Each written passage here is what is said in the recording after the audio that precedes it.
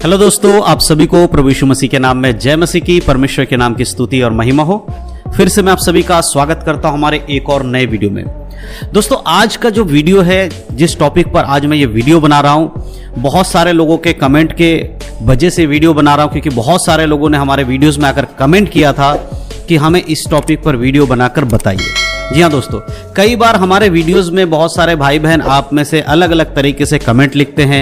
कोई प्रार्थना के विषय में पूछना चाहता है, कोई उपवास के विषय में पूछना चाहता है, कोई बाइबल के विषय में पूछना चाहता है, कोई पवित्र आत्मा के विषय में पूछना चाहता है। इस प्रकार से अनेक प्रकार के हमारे पास कमेंट आते हैं कि हमें बताइए कि किस तरह से हमें इन बातों को समझना है, बाइबल में कैसे आगे बढ़ना है, वचन में कैसे आगे बढ़ना है, प्रार्थना में कैसे आगे बढ़ना है, पवित्र आत्मा को अगर हमें पाना है तो क्या करें। तो ऐसे बहुत सारे हमारे पास कमेंट्स आते हैं आप लोगों के, और मैं हर एक कमेंट्स के ऊपर वीडियो बनाने की पूरी कोशिश करता हूं।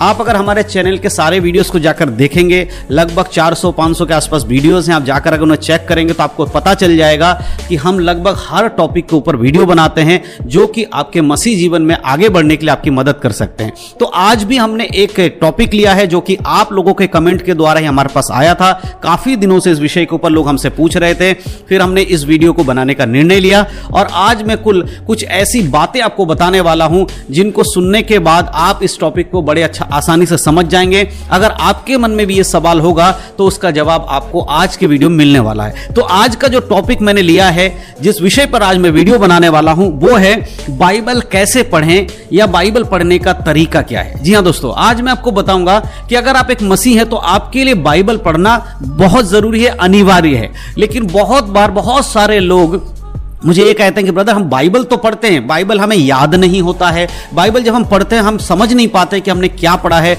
तो आज के इस वीडियो में आपको 5 ऐसे पॉइंट्स बताऊंगा जो कि बाइबल पढ़ते समय आपको ध्यान रखने की जरूरत है। अगर ये 5 पॉइंट आप ध्यान रखेंगे, उसके बाद अगर आप बाइबल पढ़ेंगे, तो मैं विश्वास करता हूं कि आपको जो बाइबल आप पढ़ेंगे उसे आपको समझ में भी आएगा, आपको याद भी रहेगा, और उन वचनों के अनुसार आप अपने जीवन को जी भी पाएंगे और पवित्र आत्मा आपकी सहायता भी करेंगे। तो ये 5 ऐसे पॉइंट है जो आज इस वीडियो के माध्यम से मैं आपको बताने वाला हूं, जो आपको बाइबल पढ़ने में सहायता करने वाला है। तो चलिए दोस्तों, आज इस वीडियो को शुरू करते हैं, और वीडियो को पूरा देखिएगा। देखने के बाद अपने मसीह भाई बहनों में शेयर जरूर करिएगा, बिल्कुल भी स्किप मत करिएगा, क्योंकि उन लोगों तक भी वचन पहुंचाना आपका और हमारा काम है। जब आप शेयर करेंगे तभी दूसरों तक पहुंचेगा। तो चलिए दोस्तों, देर नहीं करते हैं, आज की इस वीडियो को शुरू करते हैं।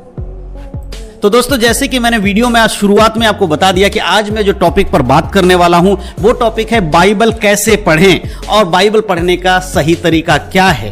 तो दोस्तों, बहुत सारे लोगों ने जब मुझे ये कमेंट किया तो मैंने सोचा कि नहीं, इस पर एक डेडिकेटेड वीडियो बना दिया जाए, कुछ ऐसी बातें बता दी जाए जिसके द्वारा आप समझ पाओ कि जब आप बाइबल पढ़ते हो तो आपको बाइबल आखिरकार समझ में क्यों नहीं आता। बाइबल पढ़ने के बाद जो कुछ आप पढ़ रहे हो वो भूल क्यों जाते हो, या कुछ पढ़ लिया वो आपके समझ में नहीं आ रहा है कि उसका मतलब क्या है, और आप पढ़ते चले जा रहे हो लेकिन आपके जीवन में कोई फर्क नहीं आ रहा है। तो आज मैं पूरे 5 ऐसे पॉइंट्स आपको बताने वाला हूं जो बाइबल पढ़ते समय आपको ध्यान रखने की जरूरत है।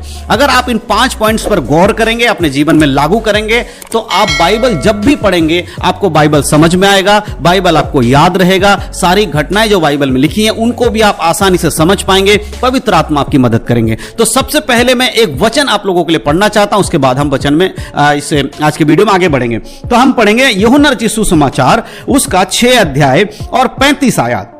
यहां पर इस प्रकार से लिखा है, यीशु ने उनसे कहा, जीवन की रोटी मैं हूं, जो मेरे पास आता है वह कभी भूखा ना रहेगा, और जो मुझ पर विश्वास करता है वह कभी प्यासा ना होगा। मेरे प्रियो, यहां पर क्या होगा, यहां पर क्या हुआ, यह बात आपको समझने की जरूरत है। हम सभी लोग जानते हैं कि यीशु मसीह ने 5000 से भी ज्यादा लोगों को भोजन खिलाया था, रोटी खिलाई थी। वो 5 के 5000 भीड़ यीशु मसीह के पीछे चल रही थी रोटी खाने के बाद, और यीशु मसीह को वो ढूंढ रहे थे। जब यीशु मसीह झील के पार गया और उसके बाद वो लोग उन्हें मिले, तो उन लोगों ने कहा कि प्रभु, हम तुम्हें ढूंढ रहे थे, आप कहां थे। तब यीशु मसीह ने क्या कहा उनसे कि भाई, तुम मुझे इसलिए नहीं ढूंढ रहे हो कि तुम कुछ अच्छा सीखना चाहते हो, आत्मिक जीवन में बढ़ना चाहते हो, परमेश्वर का वचन सुनना चाहते हो, परंतु तुम मुझे इसलिए ढूंढ रहे हो क्योंकि तुम लोगों ने मेरे द्वारा रोटी खाई थी और उसको खाकर तुम्हारा पेट भरा था, इसीलिए तुम रोटी के लिए मेरे पीछे आए हो और मुझे ढूंढ रहे हो। तो यीशु ने वहां पर इन लोगों को कहा कि जीवन की जो रोटी है वो मैं हूं। जो मुझे ग्रहण करता है, जो मुझे मानता है, उसके लिए मैं ही उसकी भूख मिटाता हूं। मेरे प्रियो, यीशु मसीह का कहने का मतलब क्या? जीवन की रोटी यीशु मसीह, और यीशु मसीह ही वचन है। तो जब आप वचन को अपने जीवन में खाते हैं, यानी कि पढ़ते हैं, याद करते, मनन करते हैं, तब परमेश्वर की आत्मा हमारे अंदर वास करती है। देखिए, जब हम खाना खाते हैं, हमारे शरीर के लिए खाना बहुत जरूरी है। खाना खाते हैं तो हम खाने को क्या करते हैं? चबाकर खाते हैं, जिससे कि हमारा खाना अच्छे से हमारे पेट में जाए, उसके लिक्विड में फॉर्म में बदले, फिर वो हमारे शरीर में हमें प्रोटीन दे, हमें ताकत दे, ताकि हमारा शरीर चल सके।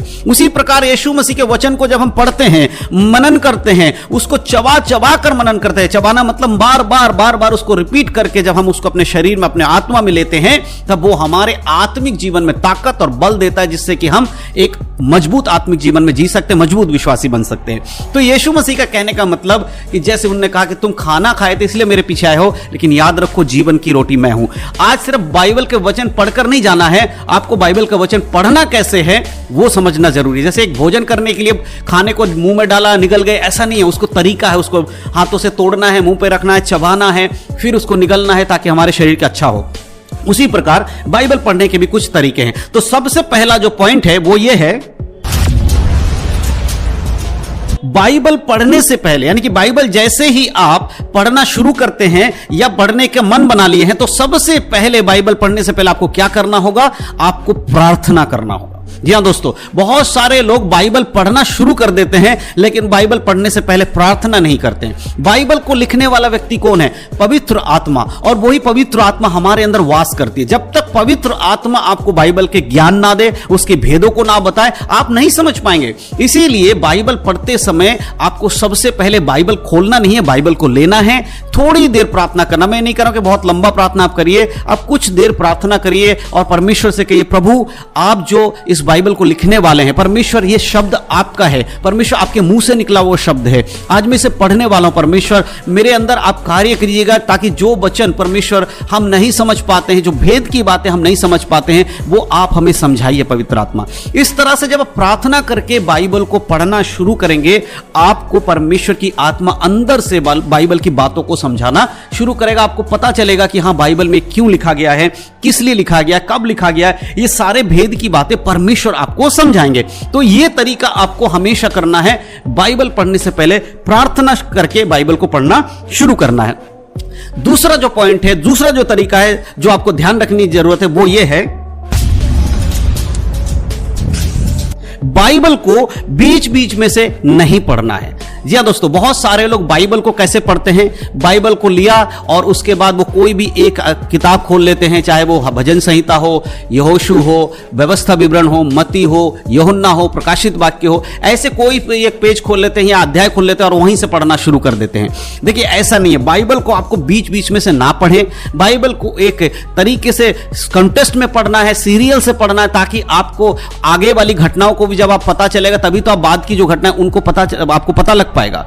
जब बाइबल आप बीच बीच में से पढ़ते हैं तो उसका नुकसान जानते क्या होता है? वचन को आप गलत तरीके से प्रेजेंट करते हैं। बहुत बार आपने देखा होगा, लोग अपने लिए प्रार्थना करते हैं, और जब अपने लिए प्रार्थना करते हैं तो वचन को कोड करते हैं, वचन को बोलते हैं। बहुत सारे लोग अपने लिए घर, बाड़ी, बंगला ये सब मांगते हैं, तो कहते हैं, परमेश्वर पिता, मैं जानता हूं कि वचन में लिखा है कि जो प्रभु पर विश्वास करता है उसके लिए सब कुछ मिलाकर भलाई उत्पन्न करेगा, लेकिन उससे पहले के वचन में क्या लिखा उन्हें नहीं पता। फिर लिखते हैं कि परमेश्वर के लिए कुछ भी असंभव नहीं है, और उसके बाद ये सब बोलकर प्रार्थना करते हैं। लेकिन आपको पता है सही मायने में उस वचन का अर्थ क्या है? कि परमेश्वर के लिए कुछ भी असंभव नहीं है। अब अगर आप देखेंगे तो यीशु मसीह के समय में क्या हुआ था? एक धनी व्यक्ति यीशु मसीह के पास आते हैं और स्वर्गराज के बारे में पूछते। जब यीशु मसीह कहता है कि स्वर्ग में प्रवेश करना है तो तुझे संसारिक बातों से हटकर मेरे पीछे होना पड़ेगा, तब वो दुखी होकर चला जाता है। इस पर यीशु मसीह का जो चेला है वो यीशु मसीह से पूछते हैं कि प्रभु ऐसे क्या हो, कैसे होगा? तो यीशु मसीह कहते हैं कि देखो, एक ऊंट का सुई के नाके से निकल जाना सहज है, परंतु एक धनवान व्यक्ति का परमेश्वर के राज्य में प्रवेश करना कठिन है। तब पतरस और उनके चेले कहते हैं, फिर कौन स्वर्गराज में जा सकता है? तब यीशु कहते हैं, जो मनुष्य के लिए असंभव है वो परमेश्वर के लिए संभव है।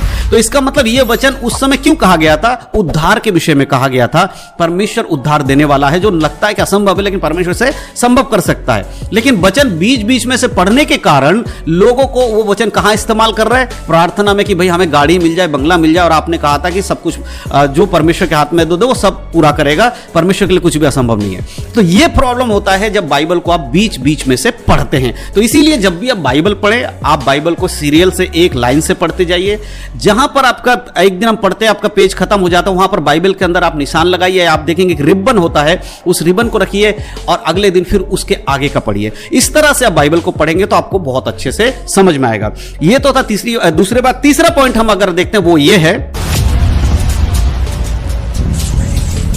बाइबल पढ़ने के लिए टारगेट ना बनाएं। जी हां दोस्तों, बहुत सारे लोग बाइबल पढ़ने के लिए टारगेट बनाते हैं। टारगेट मतलब कि एक साल में पूरा बाइबल पढ़ देंगे, 6 महीने में पूरा बाइबल पढ़ देंगे, और वो बाइबल सिर्फ पढ़ते हैं, उसको समझते नहीं। बाइबल पढ़ने के लिए आप समय नियुक्त ना करें। बहुत सारे लोग ऐसा करते हैं कि वो बाइबल को वो दूसरों को देख लेते हैं कि भाई किसी ने कह दिया मैंने बाइबल को 10 बार पढ़ा है, शुरू से लेकर उत्पत्ति से प्रकाशित वाक्य तक मैं 10 बार पढ़ चुका हूं बाइबल को, तो उन्हें लगता है कि नहीं भाई ये तो बहुत अच्छा आदमी है, हमें भी बाइबल को पूरा पढ़ना चाहिए। बिल्कुल पूरा पढ़ना चाहिए, अच्छी बात है, लेकिन उसको आप टारगेट बना लेते हैं और रोज आप सिर्फ एक अध्याय इसलिए पढ़ रहे हैं, एक अध्याय हो सकता है, 2 अध्याय हो सकता है, 4 अध्याय हो सकता है, आप इसलिए पढ़ रहे हैं क्योंकि आपको उत्पत्ति से प्रकाशित वाक्य तक पढ़कर खत्म करना है, और उसे टारगेट बेस पर आप पढ़ रहे हैं, सिर्फ किताब की तरह आप पढ़ रहे हैं। जब आप किसी चीज को टारगेट बना लेते हैं बाइबल के लिए, खासकर बाइबल के लिए, बाकी चीजों के लिए नहीं कह रहा हूं, जब आप बाइबल पढ़ते हैं और उसे टारगेट बनाते हैं, एक लिमिट बना लेते हैं कि मुझे करना ही करना है, तब आप बाइबल को सिर्फ पढ़ते हैं, उसे समझते नहीं है। इसीलिए बहुत सारे लोग जब बाइबल पढ़ के चले जाते हैं उनको कुछ समझ में नहीं आता। इसलिए बाइबल पढ़ते समय आप बहुत आराम से पढ़िए, कोई जरूरत नहीं है भाग भाग कर पढ़ने की। जो शब्द आपको समझ में नहीं आता है, प्रार्थना करिए, धीरे धीरे पढ़िए, बार बार उस शब्द को पढ़िए, बार बार उस वचन को पढ़िए और प्रार्थना करिए जब तक आपको समझ में ना आए। पढ़ते रहिए, कोई दिक्कत नहीं है, धीरे धीरे पढ़िए, समझ के साथ पढ़िए, परमेश्वर की अगुवाई में पढ़िए, तब आप उसको समझ पाएंगे बहुत अच्छी रीति से। इसीलिए बाइबल पढ़े, उसको पढ़ने की एक्टिंग या पढ़ने का तरीका जो भाग भाग करे वो ना करें, यह आपके लिए ठीक नहीं होगा। और जो चौथा पॉइंट है वो ये है, बाइबल दूसरों के लिए ना पढ़ें या दूसरों को समझाने के लिए ना पढ़ें। ध्यान से सुनिएगा, यहां पर यह बात आपको क्यों मैं बता रहा हूं। बाइबल जो है जब आप पढ़ते हैं, आप यह समझ के ना पढ़े कि मुझे दूसरों को इससे समझाना है। कई लोग ऐसा करते हैं, बहुत सारे प्रचारक लोग ऐसा खासकर करते हैं कि वो बाइबल को पढ़ते हैं और नोट्स बनाते हैं। सुबह रविवार है, प्रचार करना है, वो शनिवार को बैठ जाएंगे और शनिवार को बैठकर नोट्स बनाना शुरू करेंगे कि कल मुझे क्या प्रचार करना है। और वो नोट्स वही बना रहे होंगे, उन्हें लगता है कि भाई मेरे कलीसिया के लोगों को ये प्रचार करना चाहिए, उस तरह से वो प्रचार करने के लिए नोट्स बनाते हैं। तो बाइबल वो दूसरों के लिए नहीं दिया गया। यीशु मसीह ने कहा कि तुम्हारे लिए, जब तुम ऐसा करो, जब तुम ये करो, यानी कि बाइबल जो है वो दूसरे पर्सन के लिए तो है ही है, सबसे पहले वो हमारे लिए है। यदि आप किसी को वचन प्रचार करते हो, बाइबल का वचन पढ़कर बता रहे हो, तो सबसे पहले वो वचन आपके और मेरे लिए, जो व्यक्ति पढ़ता है उसके लिए सबसे पहले। इसीलिए बाइबल पढ़ते समय यह सोचकर ना पढ़े कि मुझे दूसरों को समझाना है, पहले खुद उस वचन को समझिए और उसके बाद आप दूसरों को समझाइए। बाइबल में बहुत सारी जगहों पर चीजें लिखी, जैसे कि अगर आप पढ़ेंगे, लिखा है हे पत्नियों अपने पति के अधीन रहो। तो जब पति को यह वचन पढ़ लेता, वो जाकर अपने पत्नी से कहता देखो वचन में यह लिखा है। और उसी तरह पत्नी भी पढ़ती है कि हे पतियों अपने अपने पत्नियों से अपने समान प्रेम रखो, तब पत्नी क्या कहती है, देखो तुम्हारे लिए लिखा है। और इसी प्रकार बच्चों के बारे में। तो ये क्या होता है, आप इसलिए पढ़ रहे हो ताकि आप दूसरों को चिढ़ा सको या दूसरों को बता सको भाई तेरे बारे में लिखा है, मेरे बारे में नहीं लिखा है। लेकिन मेरे प्रिय, इस तरह से बाइबल नहीं पढ़ना है। बाइबल जब आप पढ़ते हैं, आप समझिए कि परमेश्वर की एक व्यवस्था है। परमेश्वर हमें इस प्रकार हमें जीवन जीने के लिए कहते हैं, चाहे वो भाई हो, बहन हो, बच्चे हो, कोई भी हो, पति हो, पत्नी हो। अपने लिए आप बाइबल पढ़े, आप ये सोचकर ना पढ़े बाइबल कि मुझे दूसरों को चिढ़ाना है या दूसरों को सिखाना है। पहले खुद के लिए बाइबल पढ़िए, फिर परमेश्वर आपकी अगुवाई करेंगे, तब आप दूसरों को अपने अनुभव को साझा कर पाएंगे, उन बातों को बांट पाएंगे जो परमेश्वर ने आपको सिखाया है। तो इस तरीके से आपको बाइबल पढ़ना है। और अंतिम बात, जो 5वीं बात है, वो ये है कि बाइबल पढ़ते समय आप नोट्स बनाएं, यानी कि लिखें। बहुत सारे लोग बाइबल पढ़ते हैं, लेकिन बाइबल पढ़ते समय जब उनको कोई बात समझ में नहीं आती है तो वो कहीं पर लिखते नहीं है। मैं आपसे कहना चाहता हूं, जब भी आप बाइबल पढ़ते हैं, एक बात का याद रखें कि आप एक कॉपी और पेन लेकर बैठें। चाहे आप बाइबल पढ़ रहे हो, किसी का प्रचार सुन रहे हो, चर्च में हो, बाइबल अध्ययन कर रहे हो, कुछ भी हो, आप एक कॉपी पेन लेके बैठें। और जब आप बाइबल पढ़ रहे हैं, तो अगर आपको पढ़ते पढ़ते लगता है कि नहीं ये वचन मुझे समझ में नहीं आया, आप अपने नोटबुक में उसको लिख लीजिए। अगर आपको लगता है नहीं ये वचन तो बहुत अच्छा है, इसके मायने बहुत अच्छे से समझ पा रहा हूं, उस वचन को लिख लीजिए। इस तरह बाइबल का एक नोट्स बनाइए और उसके बाद आप उसको बाइबल को पढ़ते समय इन सारे बातों को जब आप लिखेंगे ना, तो आपके माइंड में वो वचन बार बार हिट होगा, जिससे आपको वचन याद होगा। इसीलिए उसके बाद जब नोट्स में लिखा रहता, जो वचन आपको नहीं समझ में आया है, आप उन नोट्स को बाद में खोलिए, उन वचनों पर मनन करिए कि इस वचन में क्या लिखा था जो मैंने नोट में लिखा। अगर आप नोट्स में नहीं लिखेंगे, कॉपी में नहीं लिखेंगे, तो आपने जो पढ़ा था, कुछ बातें आपको समझ में नहीं आई थी, तो आपको याद नहीं आएगा कि आखिर वो कौन सी बात थी जो मैं सोच रहा था कि मुझे समझ में नहीं आई है। इस तरह से आप विचार करेंगे। लेकिन अगर आप लिख के रखेंगे तो आपको पता चल जाएगा, हाँ, जब मैं इस अध्याय को पढ़ रहा था, ये बातें मुझे समझ में नहीं आई थी। फिर आप उन बातों को लेकर बैठिए, प्रार्थना कीजिए, प्रभु से कहिए, परमेश्वर, ये जो बातें मैंने लिखी है, ये मेरे समझ में नहीं आ रही थी, पवित्र आत्मा आप मेरी अगुवाई करिए। जब आप इस तरह से करेंगे, तब आपको बाइबल की सारी बातें आराम आराम से समझ में आने लगेंगी। तो मेरे प्रियो, ये कुछ 5 ऐसे तरीके हैं जिनसे आप अपने जीवन में अगर लागू करेंगे जिन्हें, तो आप बाइबल को बहुत अच्छे से समझ पाएंगे, पवित्र आत्मा में बहुत अच्छे से बढ़ पाएंगे, और जिस तरह परमेश्वर आपको चलाना चाहते हैं उस प्रकार से चला पाएंगे। तो सबसे पहला पॉइंट जो मैंने आपको बताया, बाइबल पढ़ने के लिए क्या करना, बाइबल पढ़ने से पहले आपको प्रार्थना करके बाइबल पढ़ना शुरू करना है। दूसरा पॉइंट, बाइबल को बीच बीच में से नहीं पढ़ना है, एक तरीके से सीरियल से आपको पढ़ना है, किधर से भी उठाकर नहीं पढ़ना है, जहां से खत्म होता अगले दिन उसके आगे का पढ़े। तीसरा पॉइंट, बाइबल पढ़ने के लिए टारगेट सेट ना करें कि हमें 1 साल में पूरा बाइबल खत्म कर देना, 4 दिन में यह अध्याय खत्म कर देना। आराम से पढ़े, जितना समय लगता है आराम से पढ़िए, ध्यान से पढ़िए, प्रार्थना के साथ पढ़िए। चौथा पॉइंट, बाइबल इसलिए मत पढ़िए कि आप दूसरों को कुछ बताना चाहते हो बाइबल में से, बाइबल इसलिए पढ़िए ताकि बाइबल के अंदर से आपको बहुत कुछ सीखना है, बहुत कुछ आपके लिए बाइबल के अंदर लिखा गया है। पहले खुद सीखिए, फिर दूसरों को उसका अनुभव बताइए। और अंतिम 5वें बात हमने ये पढ़ा है कि बाइबल पढ़ते समय किताब लेकर, बुक लेकर, नोटबुक पर लेकर लिखिए, ताकि जो बातें आपको समझ में नहीं आती उनको भी लिखें, जो आपको समझ में आती है उनको भी लिखें, और उसके बाद जो बातें आपको समझ में नहीं आई तो उनके लिए प्रार्थना कीजिए, ताकि परमेश्वर की गहरी बातें आपको पवित्र आत्मा के द्वारा समझ में आए। तो मैं विश्वास करता हूं कि 5 जो पॉइंट्स है, इन पॉइंट को जो मैंने आज आपको बताया, इनको समझने के बाद अपने जीवन में अगर आप इसको लागू करेंगे, तो आप इन वचनों को जो आप पढ़ते हैं बहुत आसानी से समझ पाएंगे, और पवित्र आत्मा आपकी अगुवाई भी करेंगे, क्योंकि आप वचन उस तरह से पढ़ रहे हैं जैसे कि परमेश्वर चाहते हैं। तो मेरे प्रियो, अगर ये वीडियो अच्छा लगा हो तो इस वीडियो को लाइक और शेयर जरूर करिएगा, उन लोगों तक जरूर पहुंचाइएगा